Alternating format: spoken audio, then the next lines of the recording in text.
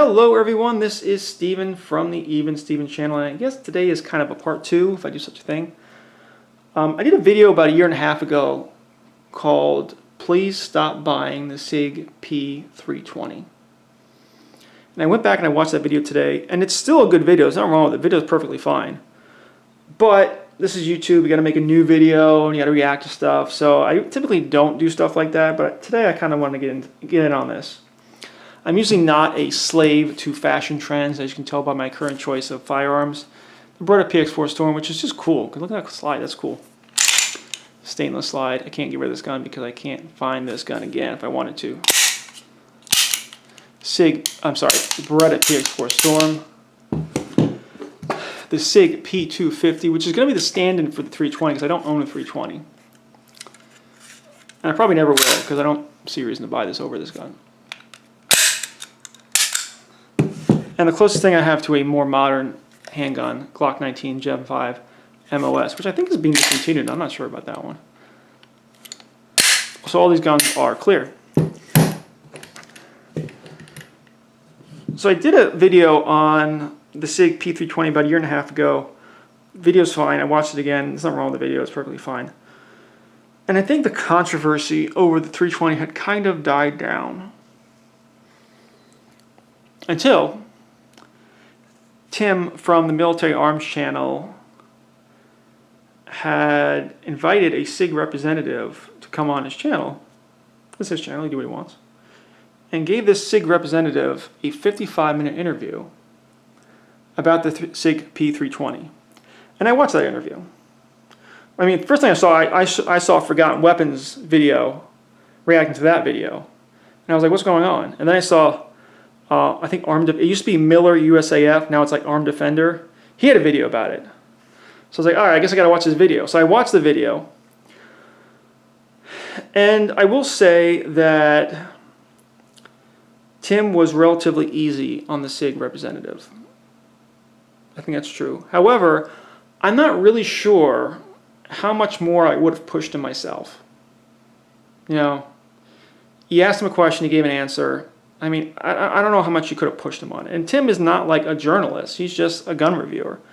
So while people are calling him a shill, I'm not sure how hard I can be on him. But I did watch the video, and I made a couple notes. So let's talk about some of the things that came up in that video. So one of the things that the representative, I don't know if he was like a lawyer or just a salesman, I'm going to call him representative, was talking about how the Sig 320 is in fact a redesign of the P250. 100%, absolutely, it's not a doubt. So, the P250 has been out of production for like, I don't know, 8 years. So it's funny that people don't even realize this gun exists. But the P250 and the 320 use the same magazines, the same frame, although they changed the frame a little bit, the same barrel, and they kind of redesigned the slide and redesigned the chassis system to make it a striker-fired gun. So this is the P250, not 320.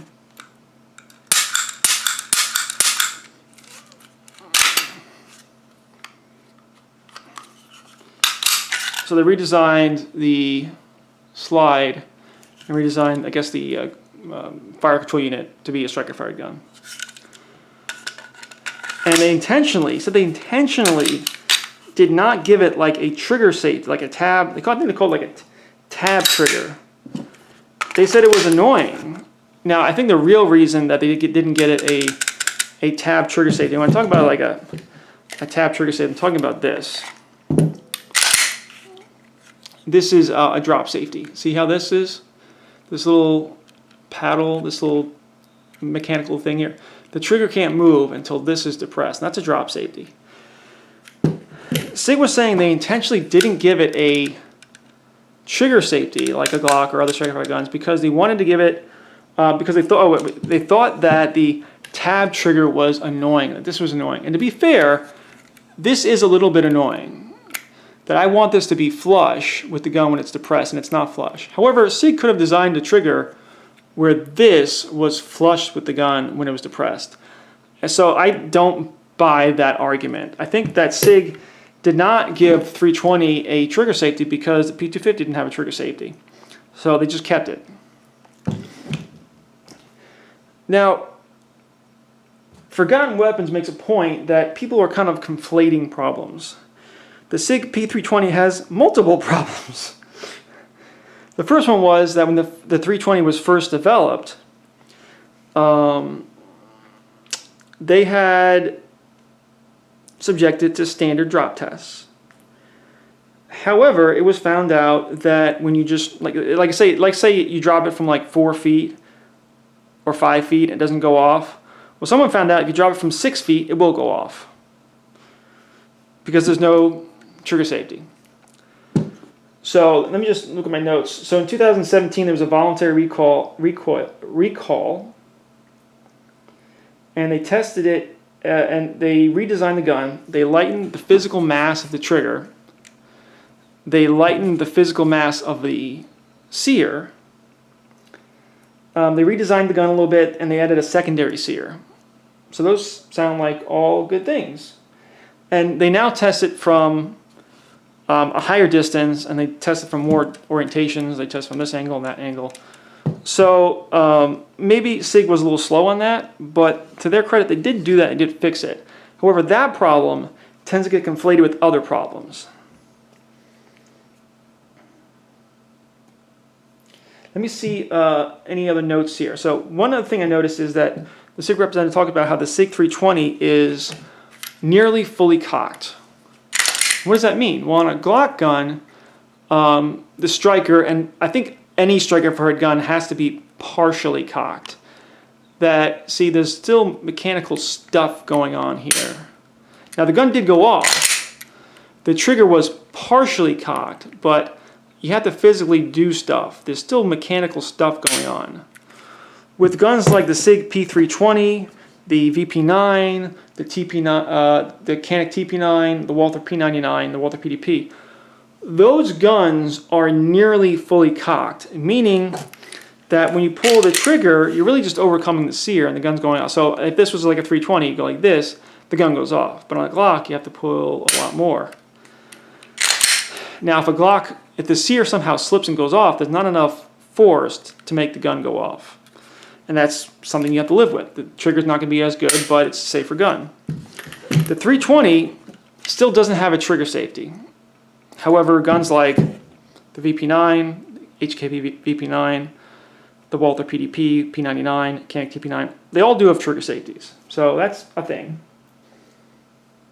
Now, the representative also talked about how the Army has their M17 and M18 pistols, and the Army never had any problems with their guns.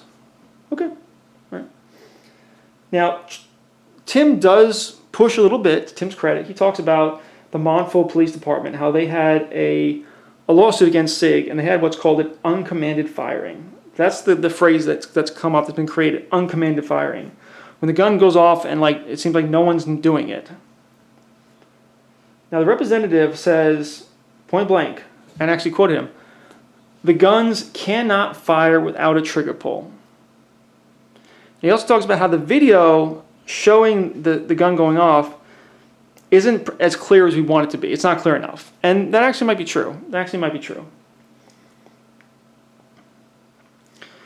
So what does this representative say might have caused? And he even says, I'm literally quoting, I'm not saying that's what happened, but he starts talking about holsters. And let's see, so this is my Black Hawk Omnivore holster. He starts talking about holsters that have these big openings on it to accommodate flashlights. Now this is my other Black Hawk Omnivore holster, which is designed to use this rail. And it does work like that. And if you look, there's some space there. And he talks about that too. There's some space in there. Not a untrivial amount. And that I don't have, this is supposed to take a Streamlight TLR1. I don't have it. I don't know where it is. I lost it. I moved and I lost it. But it would be something like that. And be fair, there's a lot of space in there that you could get something in there and the gun could go off. So it's catching on something because it's not made to use this, but it is catching on something. So I've never heard that argument before in my life, that maybe these big holsters with these big openings are allowing stuff to get inside the trigger guard to make the guns go off. I've never heard that argument before. Well, let's get backwards anyway. I've never heard that argument before, but there might be some validity to that, maybe.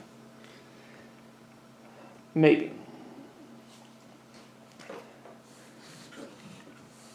Where's my Glock magazine? I'll put them in there.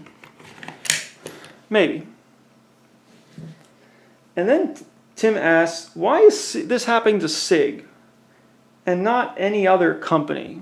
And the representative's response is, there are a lot of SIGs out. They made over 3 million Sig P320s. And when you sell over 3 million guns, and it's a popular gun, and you're doing well, people are going to, I guess, hate your success. And because you have so many guns out in circulation, there are going to be negligent discharges, and there are going to be people who are going to blame the gun before blaming themselves. That one I didn't buy as much.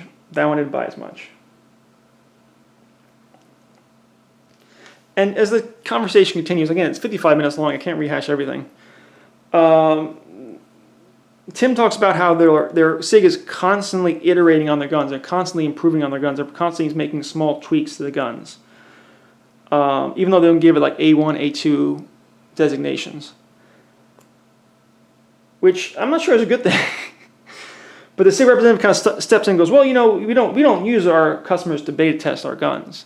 And honestly, I absolutely believe that Sig Sauer, as a company, as an American company, uses their customers to test their guns.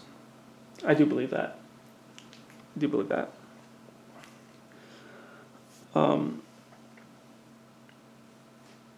So Tim was not particularly hard on this guy, but he's not a journalist. I don't know if I'd expect him to ask the hard-hitting questions, and I don't know if I was personally in that room, but I ask anything more harshly. So it wasn't the best interview, but I'm not sure if it's expected of him to be able to do that. Now, so like I said, I actually watched the Forgotten Weapons video that was reaction to this, and I watched the Miller USAF, who got renamed Armed Defender, something like that. I watched his reaction video to this, and then I actually watched the original video, which is funny, I watched it in that order. But if you watch the Forgotten Weapons video on this subject that just came out, whatever it was, a day or two ago, he talks about the fact that it's most likely a matter of quality control and stacking tolerances, that parts are out of spec, and they're out of spec enough to cause something like this to happen. And when that's pretty much exactly what I said a year and a half ago. However, I wasn't able to express it as eloquently as him. And he also goes on in the Forgotten Weapons video to talk about, well, when was this gun made? Because the gun was made, then it was issued, then it was carried, then the gun went off unintentionally, then there was a lawsuit.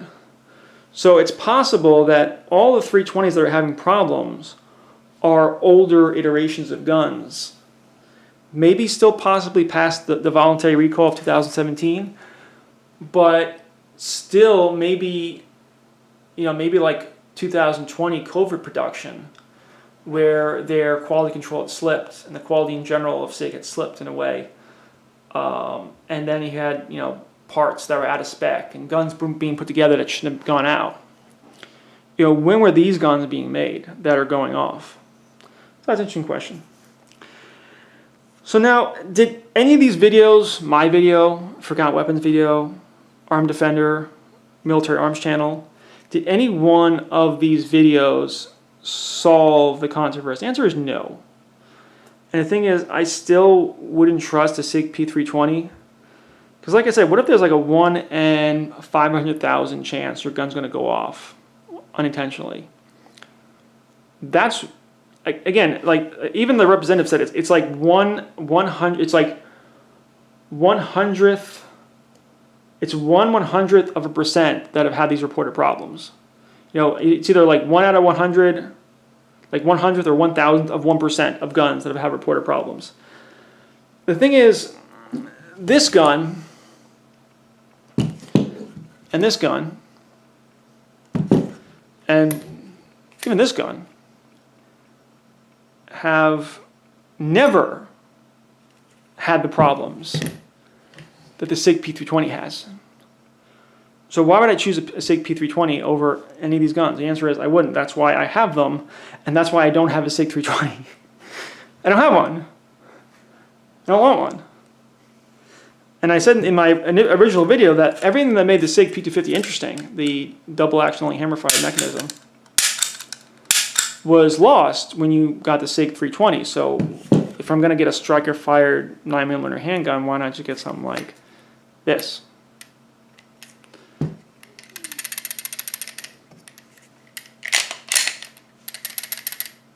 It's a lot of rattling. However, the gun still works. Is that the plate? Oh, no, that's the plate shaking around. That's what that is. The plate shaking around. So yeah, I'm not going to solve this controversy, and it's probably going to go on for years and years, and who cares, but I'll get a video out of it, so. Anyway, this is still Steven from the Even Steven channel, still liking my P250 over the 320, and still no one else really caring about the P250, but it is what it is. If you have any questions, leave them in the comments. Please do all that like, share, and subscribing, and I will see you next time. Thank you, and goodbye.